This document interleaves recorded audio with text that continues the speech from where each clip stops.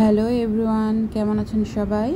আজকে আমি আপনাদেরকে জলপাইয়ের একটি টক ঝাল টক করে দেখাবো। তো প্রথমে আমি কড়াইতে পরিমাণ মতো সরিষার তেল দিয়ে এখানে হাফ চা চামচ পরিমাণ সরিষা, গোটা সরিষা এবং 2টা শুকনো মরিচ ভেঙে দিয়ে দিলাম।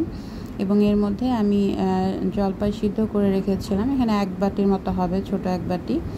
তো সেই চটকানো জলপাইটা এখানে দিয়ে দিলাম। এখানে আমি একটু হলুদ এবং লবণ দিয়ে হালকা করে জলপাইগুলো ভেজে নিব। এই টকটা কিন্তু আমার তো ভীষণ মজা লাগে, কারণ হচ্ছে যে সরিষা এখানে ফোড়ন দেওয়ার কারণে একটা আলাদা স্মেল পাওয়া যায় এবং স্বাদটাও খুব মজার হয়।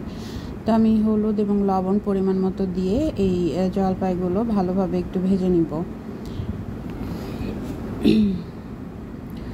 আমাদের বেশিরভাগ টকের রেসিপি কিন্তু এরকমই, মানে বড়ের আচার হোক বা টমেটোর হোক বা এই যে জলপাই দিয়ে করছে, এমনকি আমের টক হলেও কিন্তু আমরা সেম এইভাবেই সরিষা এবং গোটা শুকনো মরিচ ফোড়ন দিয়ে করে থাকি। আপনারা এভাবে করে দেখবেন, আমি বিশ্বাস করি আপনাদের ভালো লাগবে। আমাদের বিয়ে বাড়িতেও কিন্তু এইভাবেই টকগুলো করা হয়, আমরা খেয়ে থাকি বিয়ে বাড়িতে, বেশ মজার। তো এই তো জলপাই মোটামুটি ভাজা হয়ে আসছে। আমি এর মধ্যে পরিমাণ মতো জল দিব, প্রায় 2 কাপ প্লাসের মতো। এখানে বলে রাখি, আপনারা যদি একটু বেশি পাতলা খেতে চান তাহলে জলটা বেশি দিতে হবে, আর কেউ যদি চান গা মাখা দিবেন তাহলে আসলে খুব বেশি জলের প্রয়োজন নেই, কারণ জলপাইটা সিদ্ধ করাই।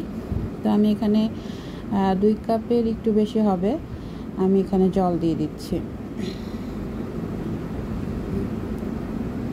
জল দিয়ে আমি একটু হালকা নাড়াচাড়া করে নিয়ে এখানে হাফ চামচের মতো শুকনো মরিচের গুঁড়া দিব, কারণ শুকনো মরিচের গুঁড়াটা দিলে একটু ঝাল ঝাল হবে। আমার আসলে একটু ঝাল টক ফ্লেভারটাই পছন্দ।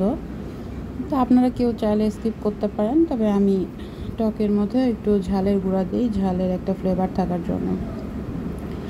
এখানে আমি ঝালের গুঁড়াটা তো অ্যাড করে দিলাম। এখন আমি চিনি দিয়ে দিব পরিমাণ মতো। কেউ যদি বেশি চিনি খান বেশি দিবেন। আমি এখানে বড় চামচ না, এটা মাঝারি সাইজের চামচের 3 চামচ ভরে চিনিটা দিয়ে দিলাম। দিয়ে এখন এটা আমি ভালোভাবে ফুটিয়ে নিব। আমার আজকের এই রেসিপির একটা সিক্রেট মশলা বলতে পারি, সেটা হচ্ছে ভাজা একটা মশলা, যেটা আমি আচারেও ব্যবহার করি।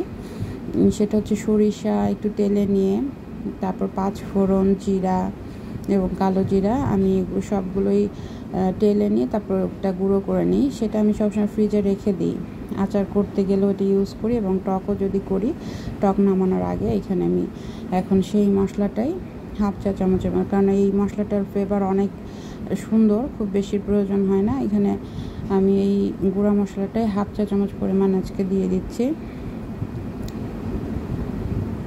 এই তো আমার টক গামাখা হয়ে আসছে। তো আমি এখানে এখন এই হচ্ছে মশলাটা দিয়ে দিব।